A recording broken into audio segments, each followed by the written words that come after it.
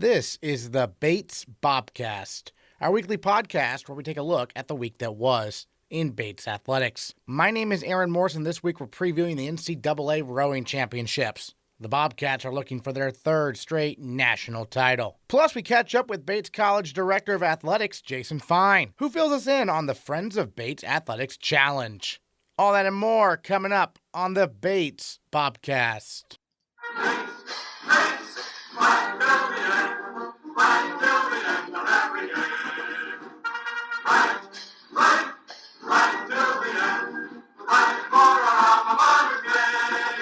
The Bates track and field teams competed at the NCAA Outdoor Championships last week, and senior captain Ayden Eickhoff capped off her remarkable career by finishing second in the nation in the 1,500-meter run. Eickhoff is now tied with Van Thiel Elizabeth Duncan for the second most All-America honors in Bates women's track and field history, with 6 apiece. That number includes 2 second-place finishes and 1 third-place finish in her senior season alone. Eickhoff also becomes the program's all-time most decorated runner in terms of All-America status, pulling out of a tie with Izzy Alexander and Jessica Wilson. Ayden, first of all, I know we talked before the race, before you departed, about what your expectations were, how the prelims, you had to be kind of strategic in terms of not giving too much, I suppose, and just qualifying for the finals. How did it all go from a strategic standpoint for you? Because obviously it worked out quite well in the end. Yes, in hindsight, it did work out in the end.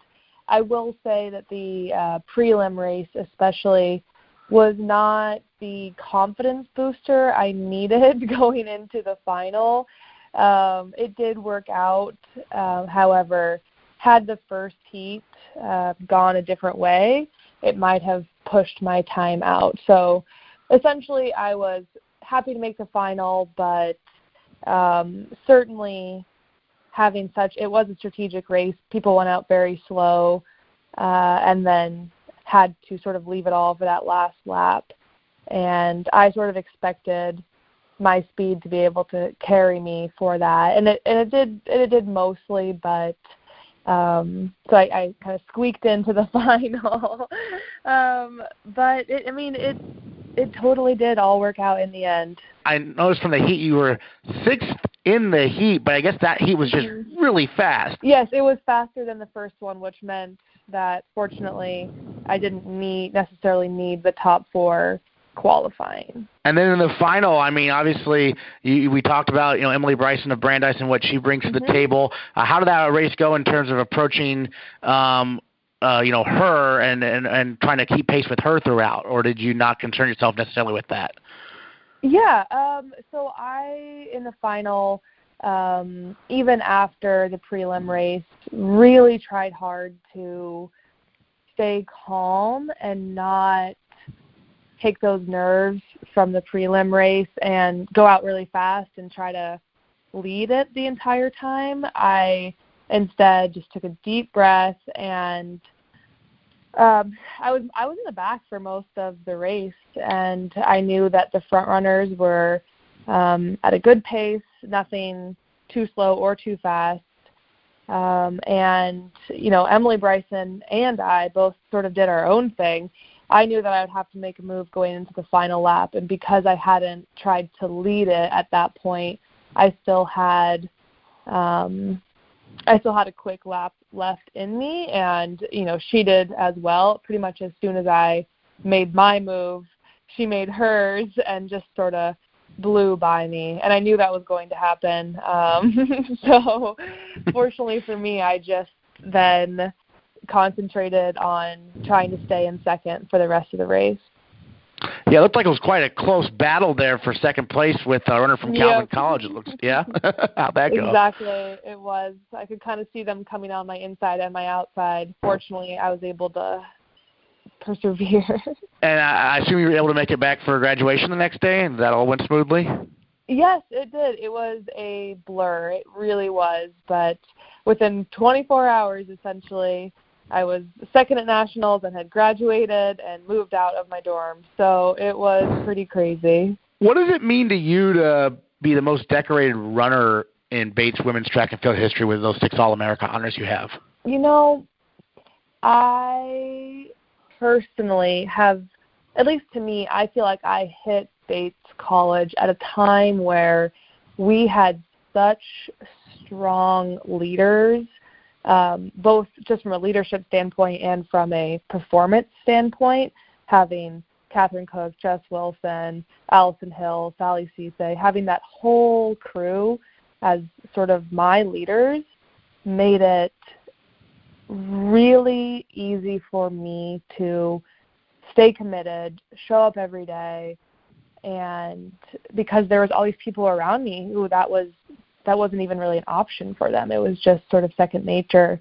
And to have those leaders throughout my time made it, I think they just sort of paved the way for me, and my teammates especially, made it all worth it. So I think that I definitely owe my success to my surroundings in a lot of ways. My coach, my surroundings, but it really makes it all worth it, I think. I think it would have been worth it regardless of the accolades, but it really makes me look at the 4 years and say, all the weekends that I gave to track, all the vacations that I needed to, get out early and run in the morning, it makes that all really valuable and worth it. Excellent. So what are you up to this week now that you're done with everything involving Bates at this point, right? Yeah, so I am sort of resetting this week. After moving out, I realized I then need to get everything together to move back. I'm up in Burlington, Vermont for at least the summer, starting the position there. So I start on Monday. Oh, and what's the job? It is a community and recreation planning firm. So they're currently working on, I believe it's a trail project outside of Burlington, and they're doing some community input surveying. And so I will be, I think, assigned to that mostly, but I'm hoping this next week gives me a little bit more insight. Excellent. And will you continue to, run recreationally a bit, I'm sure, in terms of yes. Finding fellow alums and whatnot? Exactly, yeah. Catherine Cook's actually in the area, and she just today qualified for the Boston Marathon. Nice. Or this weekend, I guess, that she ran a race and qualified. So, yes, I am excited to both, sort of reinvent how I run and maybe do some trail runs, maybe some fun 5K, something like that. Maybe meet up with Jess Wilson. But also I'm excited to, see how the relationship with the team goes, because I know so many alumni have come back and, either texted me or showed up at races. So I'm definitely excited to be able to take on that role as team fan and, give back to a program that has been so important to me. Sounds good. Well, any other thoughts on your time at Bates you wanted to share before we sign off here? I just have been such a beneficiary of the sort of the student-athlete experience at Bates, and I know that, the people up top are working hard to make that experience a really fulfilling one for everyone, and I hope that both the track and field and cross-country teams continue to sort of nurture student athletes along their time at Bates. So huge shout out to Coach Jay, Coach Fresh, Art, Kurt, Jacob, the whole crew, but it has just been so valuable to me. Outstanding. Ayden Eickhoff, second in the nation, the 1,500 meters at the Women's Outdoor Track and Field Championships there on Saturday. Thanks so much for joining us on the Bobcast. Appreciate it. Thank you. Sophomore John Rex and junior captain Brendan Donahue also competed at NCAAs for Bates, with Rex finishing 15th in the hammer throw and Donahue putting up a personal best score in the first day of the decathlon before being forced to withdraw due to injury the following day. The women's rowing team is looking for its third straight NCAA title this weekend, with the Bobcats traveling to Indianapolis ranked first in the nation. We interviewed a trio of coxswains about how they lead the Bobcats down the river. Sophomore Liza Folsom leads the first varsity 8, junior Maya Seshan leads the second varsity 8, and sophomore Elise Grossfeld will serve as the alternate coxswain this weekend. Maya, is this your first trip, I think, to NCAA's as a junior here? So what are you most looking forward to? What have you heard about it from the other coxswains? This is my first trip. It has certainly been, in my mind, it's been something that I've been really hoping to get to, working towards. I've heard a lot about it. I've had some really great coxswains in the past, people like Abby Bierman, Kate Traquina, Hannah Bruin, all those people who very much have been mentors and taught me a lot about what being a coxswain on this team looks like. And then, of course, having people like Liza and Elise to work with it just makes everything so much easier. And I think that's what makes us a very unique team of coxswains, especially at Bates, that we're very collaborative, very cooperative, and it helps everyone to improve. Awesome. Yeah, Liza, how do you work with the other two coxswains here? A lot of it is like on the water, like steering together. Or Maya and I have come up with a few hand signals recently to like tell each other like when to stop, or I don't know. And you really have to think about like steering together, like steering around a turn with another boat can be hard sometimes, but I don't know, I think just by talking to each other, and we've all gotten pretty close, so that's definitely helped us like work better together. Great. Elise, tell me a little bit about your background. When did you start, being a coxswain? Was it growing up in high school, here at Bates, or how'd that go? Yeah, I've been coxing since freshman year of high school. Started fall my freshman year, immediately fell in love with it, and just knew from about a year into rowing that I wanted to cox in college. I wanted this to be something that I continued with for a long time because I really love it, and it's just something that's really fun to do. And last year, I know you got to travel to NCAA's, right, as an alternate, and what was that experience like? It was so cool. Just seeing kind of like everything built up, getting to see so many teams there. We got to be like right across from the Washington women, and just seeing like really like the epitome and all the best of rowing from everywhere was an amazing experience. And getting to like watch all these races and see kind of teams that you've followed from afar for so long, and just like up close, and everybody's kind of on that same playing field, and you feel kind of like equal with these elite rowers. Having an alternate who's so strong like Elise, who has so much experience, that must be really nice, right? Yeah, totally, and it's comforting to know that if Maya and I's boys' boxes go out, Elise can handle it no problem. But yeah, it's definitely fun having Elise there. And Elise, as an alternate, how do you what's your approach to things kind of on the trip and everything? Yeah, I'm just there to do whatever needs to be done, whatever people need to do, whether it's carrying things, just like helping move things from place to place. If Liza and Maya are busy, like can't like help move the boat from like Slings to Rack, like I can do that. Just whatever they need to make the trip go the most effectively and efficiently for them. I saw you filming the practice today. How'd that experience go?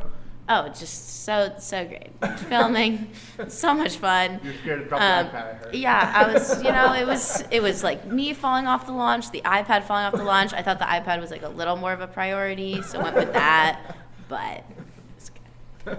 Maya, tell me a little about your background and what made Bates the place for you coming out of high school and everything. Yeah, so in high school I coxed at a pretty competitive program.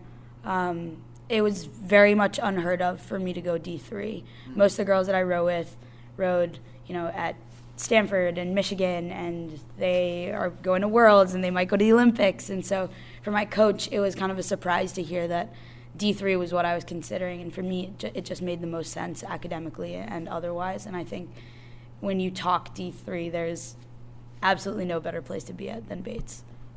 Yeah. So are you looking forward to maybe seeing some of your old high school teammates at NCAA's then? I definitely think so. A lot of them will be there, so it'll be fun to see them, coxswains included. So should be very fun, very exciting. Like Elise said, you're on another level when you're there. You're competing with and seeing people who are really just the top of the rowing world. So some exciting stuff. Liza, what was the experience like last year seeing that firsthand for you, the Division I team, Division II teams that were there? Yeah, it was awesome. Like you see videos of them like on Instagram or their Facebook pages or whatever, and the girls are just so tall and like giant. Like last year, like this year we have like tall, big people, but like oh my god, like they got like 20 people, all like 6'7". That's an exaggeration, but like, but I don't know. It's really fun to watch the D1 teams and then also be there and like I don't know, being able to like rep Bates is pretty cool too. So Great, Elise. In your opinion, what makes this group of coxswains special in your mind? I mean, I think the dynamic that we have is just unlike any sort of coxswain dynamic I've ever had in high school or at any time, and that we like work so well together, and I think are so just like supportive of each other, like wherever we are and whatever we're doing, that like all three of us want all of the boats to be fast, and like whatever we can do together to achieve that goal for the team, I think is the most important for us. And it's just so much fun working with these guys, and like me and lots of my we just like have a great time. It's good. Yeah, for sure. I mean, now this time of year, of course, there's only 2 boats. And, during the regular season, before this time, there's a lot more. So, what's this time of practice like compared to maybe before? It gets reduced down to 2. It's fun, but it's also kind of sad. Like we missed the third boat and the men's team, and it's definitely a lot more chill here, and everybody's not as hyper and jumping around. But it's still fun. We just miss everybody else. For sure. Then, Maya, I'll let you wrap things up. I guess kind of, looking forward to NCAAs. What are some things that you're focused on with the 2V to, achieve the gold medal once again? No, absolutely. I think this boat is just so special. This position to be in is a very special position. You're pushed from every side of the team. Like Coach says, you're pushed from the bottom up and from every seat up. I think that as we approach NCAAs, for me, it's keeping this sheer power just calm and collected and keeping them as calm as they can be so that they can just rip and drive and get to where they need to go. Excellent. NCAA's coming up. Eliza, Maya, Elise, thanks so much for joining us on the Bobcast. Thank you. We've already recapped the softball, baseball, and men's lacrosse seasons on previous episodes of the Bobcast. This time we'll recap the tennis and women's lacrosse seasons, starting with Bates women's and men's tennis head coach Paul Gastonguay. Both teams went 3-5 in NESCAC action this year. Anna Rosen as a first year really impressed, right? Hannah Sweeney, another solid year as a sophomore, playing that number 1 spot. But what else stood out to you about the women's season this year? I was just super excited for the energy and just the overall culture of the team this year. They were incredible. The work ethic they had, the unity they had, just the togetherness. It's the tightest unit we've had in my 23 years. They're just a great group, and they work really hard every day to battle for each other and sacrifice for each other. And they did it with a smile, which was really cool. And, you mentioned Hannah at number 1. She's up against the toughest players in the country every single match, and she had some real big wins, and she had some real close losses. But you can never say enough about Hannah because she leads every day, and she battles, and she had a 4-hour match basically.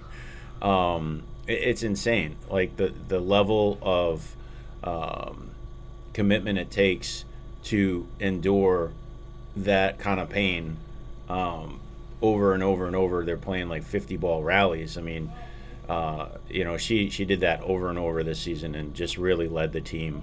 And Bella Stone as a senior, has battled injuries her whole career. Her shoulder, she went through a grueling rehab and shoulder surgery at the end of last year to get back for her teammates this year, and she held up pretty well, but still it kind of came back a little bit and bugged her, bothered her a little bit at the end of the season, but she battled through and she did it for her teammates. I mean, a lot of kids would have just packed it in and said, I'm not going through the surgery, I'm not going to deal with this, but she was amazing. I can't say enough about the juniors as well.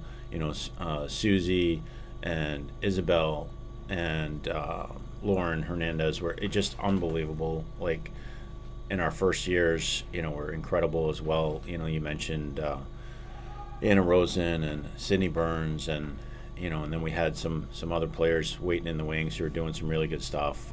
Great leadership overall. Morgan Woods and Hannah Londoner got in the lineup like sporadically, but they always led the team and always had a great attitude. So that was the mark of this team. They didn't care if they were in or out or where they played in the lineup. They just wanted to do it for each other. They were just really tight. So I'm super excited for next year. We really have a good group coming in. It's always tough to lose, a senior class. That's the hardest part of my job, I think, is, you reach that end of the era with those 4 players, or 3 players that have been there for 4 years, and it just you've put a lot into it together, and it's sad when they have to leave, but then there's also an excitement, kind of a rebirth when you have an influx of new talent and new players coming in next fall, which we're super excited about. So it's a very strong class. Well, yeah, you mentioned Bella Stone, what she went through. I was here for the last home match of the year there against Colby, and she dominated. Her serve was on point. That was really cool to see. That's really who she is when she's pain-free. Obviously, when you're feeling stuff in your shoulder, you kind of hesitate on your serve, and you don't really finish and go up after it. And that match, she was feeling it and doing unbelievable stuff, and she just crushed her opponent. Yeah, who was a very good player. And then you had a couple other seniors you mentioned didn't get in the lineup that much, but they stuck with the program their entire time, like Morgan Woods and Hannah Londoner, and you mentioned her as well. So what does that say about them, that even though they weren't necessarily in the lineup a lot, they were able to stick with the team all 4 years? Well, it was a testament to this unit. The girls all talked about how much they meant to them, and their leadership off the court, and how they were always there for each other, and having the upperclassmen there to help the first years assimilate to college life and give advice and just be there for each other. They were a huge part of our team, and they trained hard every day, and they were in every practice pushing people all around them, and they made us better. Seems like the women's team, just like the men's team, right there on the edge of making the NESCAC tournament each year. There's only 6 teams. Is that going to be changing? I've heard some rumors. It is, actually. It just got approved. Okay. Next year we'll have 8 teams. Okay. So that'll be exciting. I was just hoping so much this year. We had a really close battle with Williams in our last regular season match with the women, and honestly, we had a few points not go our way in the doubles, and if those do, we can start up a 2-1 lead over Williams, and I think we can pull that out and be one of the 6 teams. So we were close, but playing on their home courts, and it's tough, and no excuses. They battled and they left it all out on the court, but next year, it's a bunch of new opportunities coming our way, and I think we're going to rise to the occasion. It takes some reps playing at that high level and knowing that you can be the best, and I think now they understand that. Well, 8 teams, still going to be a committee type deal just because it's not a full schedule, or is that going to change also?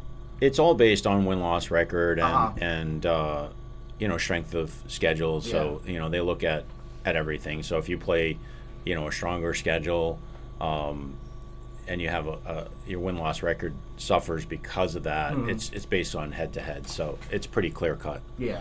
Now, on the men's side, Josh Keanu, just what a career he had, right, at Bates, rising to play number 1. What can you say about what he did? Just, first, an incredible person, but equally incredible athlete. The kid is so fast and quick, and his hands are incredible, and he had a great doubles career as well. But to see a player, come into the program and, fight for a 5 or 6 spot and just get better every year, and, to play at the 1 spot for the first time and just have the year he had, it wasn't without blemish, but he beat some tough players, and when he lost, to top players, he was in the battle, and he was in 3-set matches that, versus Bowden, versus in a close match with Amherst that could have gone his way, and that's a testament to his heart and how he competes on the court. It's just he's an incredible athlete, an incredible team leader, and really proud of him. He accomplished a lot.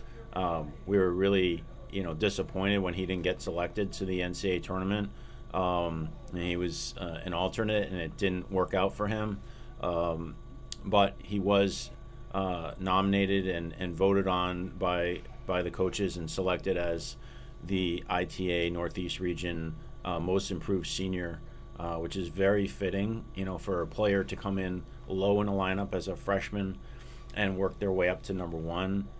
In this league, the big guns, they reload every year, and they add a new stud at number one, and a top-ranked junior that comes in and really impacts the team. And that happens sometimes, but it's neat to see a kid develop and just grow and become a great competitor. And the thing I can say about Q is every single coach that we play against will comment about Q after the match and just say, I love the way this kid plays. I love the way he competes. He's incredible. And they just marvel at the stuff he's able to do, and the big game, the big forehands and backhands, his ability to close out balls at the net, and his quickness is incredible. And he has a big serve for a guy his size. So he's definitely made the most of his ability, and can't say enough about Q. Just an unbelievable person, and we're going to miss him incredibly. And Jacob Kopperle was an All-American in doubles with Ben Rosen the previous year, a really strong season again this year. At number 2 singles, he's going to be ready to step into number 1 next year, isn't he? Yeah, Cop, as we call him, he's such an unselfish player. It's whatever the team needs, he'll do. And he and Q battled back and forth all year, and Cop could have played 1 or 2. I mean, he's so solid. He almost had a perfect season. He had a couple losses, but they were tight matches, and he beat some really good players this year. He's an All-American doubles player from last year, and so he brings a presence and a leadership. He's done it before, and the guys look to him, and they can look to his court and see this year, I think, better than the last 2 years. He made a huge improvement in just his energy on the court was so level and so focused, and just he was such a strong competitor. Win or lose a point, he come back and play another one just as tough. And his all-court ability coming forward, is pretty incredible. And he led really, really well this year. We asked him to sort of fill a different role, and taking an All-American doubles player and asking him to play 3 doubles this year with Alex Kennedy. And we had a lot of injuries this year, so we mixed doubles up quite a bit. But we sort of settled on that for the last stretch of the season. And Jacob was totally unselfish and energized. He wanted to do that, and he wanted to help the team, and he was a really good mentor for Alex, and they played really well together. So. And then Ben Eckhart returning to the team as a senior after playing as a first year. Tell us about his impact. Ben's an incredible person as well. A really special kid. It was great. I was watching him play. He wasn't with us in the fall, and be really focusing on his academics the last couple of years. And he was just received the Lindholm Award as the top, or tied for the top male student athlete out of 31 sports teams, which is a huge deal. He's going on. He's already passed his first level actuary exam, and he's got a job with Unum in Portland, so he'll be close by. It'll be nice to see him on a regular basis. But here's a kid who wasn't even with the team, but he was training so hard every single day. And I'd look out my window in Merrill here, and I'd watch him every day, either hitting serves or playing with the top guys on our team, playing sets and matches against them and drilling with them, and he was holding his own, if not beating them. And so I picked up the phone, and I gave him a call. I said, Ben, look, can you meet? And so we invited him back and encouraged him to join the team again. And it was interesting. Our discussion, he was enticed by it, but he was like, let me sleep on this, And so jokingly, I said, "Well, you're going to go home and take a nap right now, and call me in an hour." Yeah. Or so it worked out, and I think he actually did that because he literally called me within an hour and a half, and it was a great decision for the team. With our injuries, we needed someone to step in and make an impact, and he did just that. But not just with his athleticism and his doubles play. But just his leadership, overall leadership, just his energy and enthusiasm to be on the court was infectious. And that's what we talk about every day. There should be a joy when you play, a joy of competing, a joy of battling.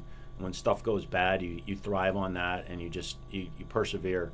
And Ben was the perfect example for the team. It was really cool to see him come up with a huge victory over a player from Bowdoin in one of our last home matches, and he just played unbelievably well. And he was a good junior player, but the kid he beat was like a top 50 player, so it was a big deal. Great. What are your thoughts on the tennis season for both teams this year?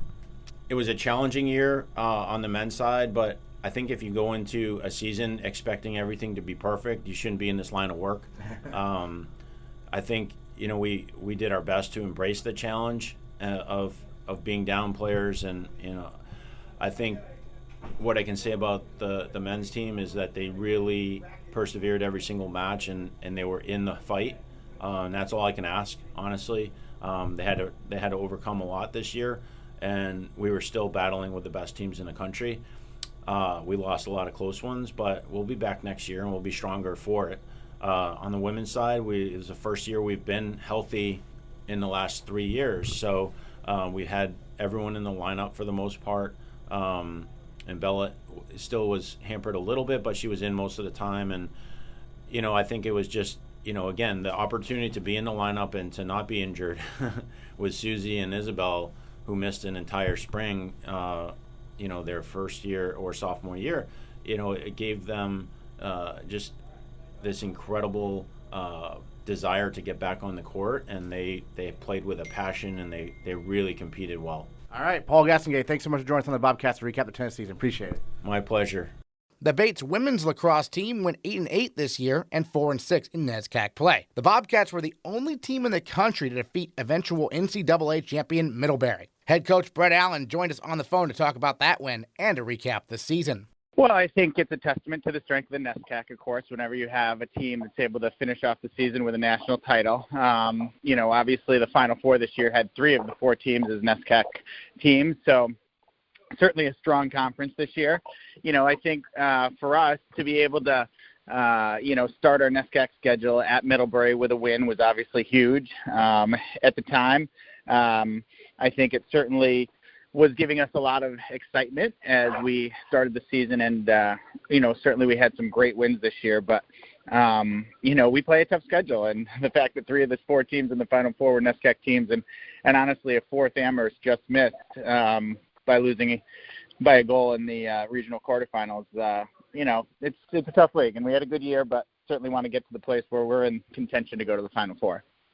And in terms of the Bobcats offense this year, Margaret Smith as a sophomore really had, I think, kind of a breakout season. What do you see from her? Well, I think there's always a big jump for kids when they transition from their freshman to their sophomore year.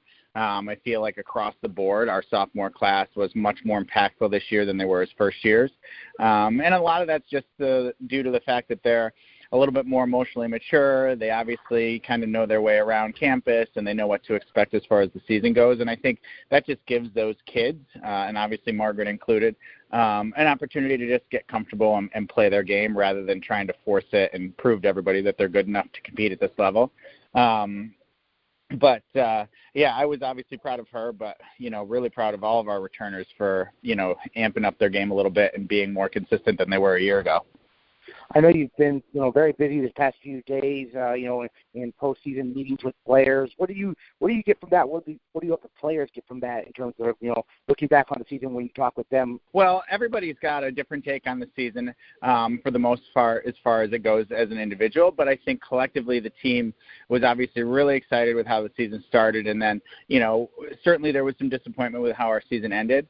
At the same time, our job as coaches is to give them a little perspective. I mean, we certainly had a great start, but every week is a new week in our league, and I've kind of always said to them, I'm like, what you need to realize is, like, it's obviously a 15-game season, but every week is its own new season. And so being able to sort of refocus and get prepared for a new opponent when you have different challenges with your academic schedule or with the way our semester falls each week from the beginning of March through the end of April, is something that we talked about a lot with the team throughout the season, and then obviously touched on again in our meetings at the end of the year. So we're excited for next year. I think there's certainly things that you learn about your team and about what your strengths and weaknesses are that give you a chance to refocus as you look ahead to the start of another year next fall. Certainly, and obviously, seniors graduating, Eliza Steele, play a lot in goal this year, but you also have Rachel there backing her up and playing a fair number of minutes herself. So what did that experience, you think, gain for her looking forward, kind of? Well, you hope that everybody who gains experience is going to be able to use that and, sort of have a really solid foundation going into the next season.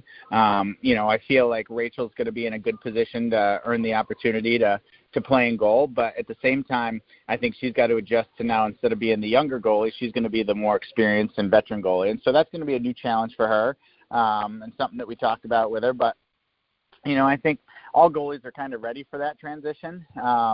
We do have another goalie that's coming in who will be part of our first-year class next year, and, we expect that she's going to do what Rachel did last year as a freshman, which is, compete really hard, do her best to put her best foot forward, and then obviously, make Rachel really earn that job if she plays well enough and deserves it.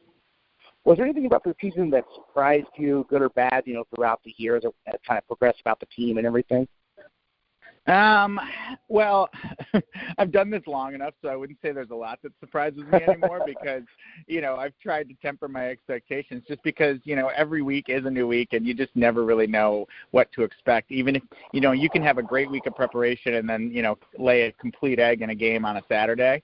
And you could have a terrible week of preparation and then, you end up playing your best game. So, since I've coached enough games to kind of realize that that's a possibility every time, I wouldn't say anything surprised me more than the fact that, the end of the semester actually seems like it should be easier for our athletes because as you finish up exams and you kind of look into that little bit of a stretch sort of with games after break, there's less stress on their plate. There's less things they have to worry about academically. But I feel like, we struggled to play our best even though we had less stressors in our life. And so that surprised me a little bit. Not so much that we lost to Tufts or Amherst or Colby, but the fact that the games weren't a little bit more competitive. Certainly a part of that is because of the quality of the opponents. I acknowledge that as well. But, I think if there was any surprise, it was just maybe that those games weren't a little bit closer.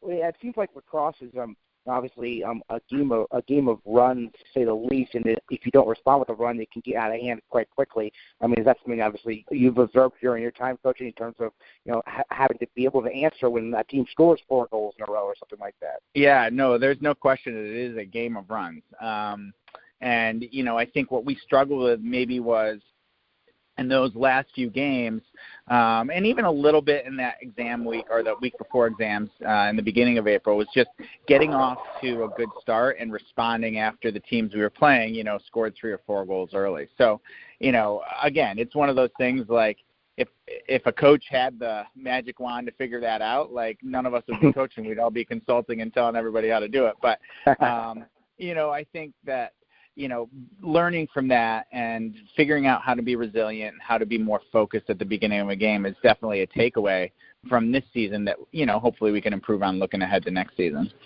What stood out about the class 2019 for the women's lacrosse program, in your opinion? I think the 5 girls that just finished up their careers did an amazing job of from the moment they got here as first years, really buying into the team culture. Obviously, they were part of the team that went to NCAAs in 2016, and that was, basically our best year in the history of the program since the NESCAC tournament.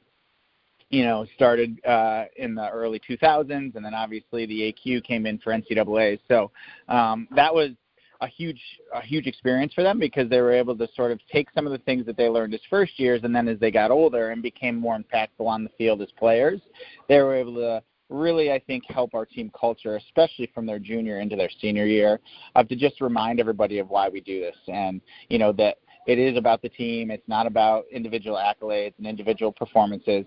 It's about having a great experience, obviously competing hard to do the best you can, but I think the 5 of them, just from the moment they arrived as first years, they watched the seniors they played for then, and they were kind of ready for this moment to really put us in a position to be competitive again, because we missed the NESCAC playoffs when they were sophomores and juniors in 2017 and 2018. So to get back there this year and to sort of do it with their leadership was, I think, really, really cool. Awesome. Well, last question for you. Any other thoughts on the season that we haven't talked about, and what you're most looking forward to next year, perhaps? Well, obviously we lose those 5 young ladies who are going to go off and have amazing careers and lives after Bates. But, we had a roster of 27, so we've got 22 kids coming back, and, we feel really good about our rising junior class, our rising senior class, and obviously we had 5 first years this year that I thought were very impactful in their own way. So I'm really looking forward to seeing how they transition from freshmen into sophomores as well. And then next year we've got a bigger group of first years arriving. We've got 9 to 10 kids that'll probably make up that class.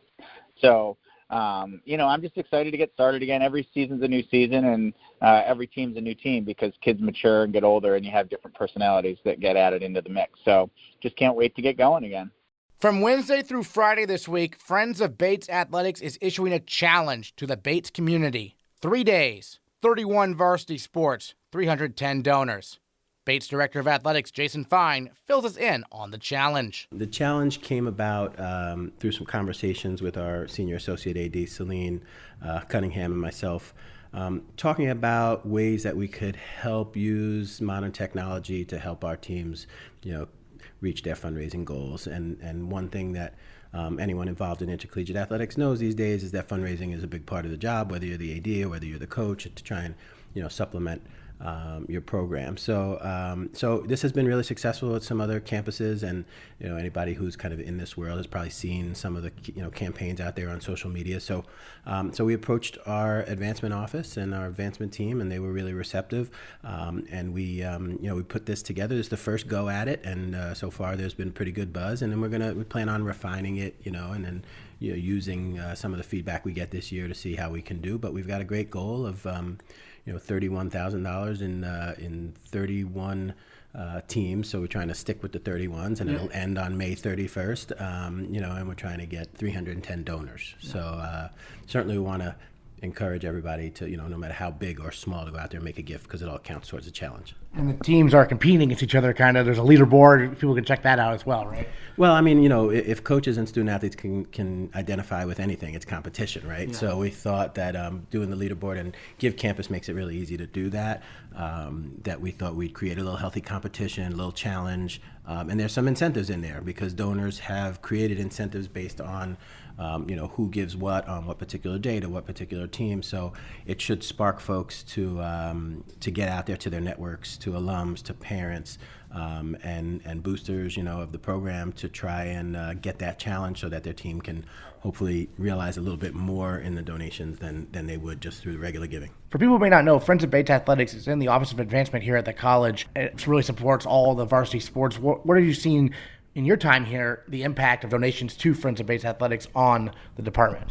Oh, well, it's been huge. First of all, the fact that we didn't have to come in and create a giving arm of athletics, that it already existed in Friends of Bates Athletics is huge. Anywhere from $500,000 to $1 million a year is raised through campaigns and fundraising that go to help supplement the programs. So having kind of an official arm and a partner in our advancement team is really important, and we work with our folks over there very closely. And it's everything. This may be folks' first experience officially with Friends of Bates Athletics, but it's happening behind the scenes every year, golf outings and other events and things like that that we do with alums and parents and donors, all kind of gets funneled through Friends of Bates. Well, and then this week, of course, we have the exciting, 3-day donor challenge through Friends of Bates Athletics. And while the challenge is going on, the rowing teams are in Indianapolis right now. They'll be competing Friday and Saturday at the NCAA Championships, looking for another national title. How excited are you to see what this team can do yet again? It's super exciting. I know you'll be there,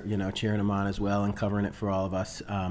It's a great, exciting time of year. Anytime that you're playing, after graduation in any sport, it's really exciting. So to be out there competing in the NCAAs, and it's an odd spot for some of our teams to be in, which is to be this perennial favorite, right? I mean, the one that have the target on your back, so to speak, from the rest of the country. But that's what Bates Rowing really has earned, and in winning these national championships, I mean, going in as a number one seed, it's some other teams are used to going in there as the underdog and kind of quote unquote having nothing to lose. And with the rowing team, it's everyone is watching them, and that's a lot of pressure on the student athletes and on the coaching staff. And I'm just amazed at how they continually respond, and whatever happens, I think we're super proud of them, and of course we'd love to win a national championship, of course, but to continue to compete at this high level and be out there in the championships again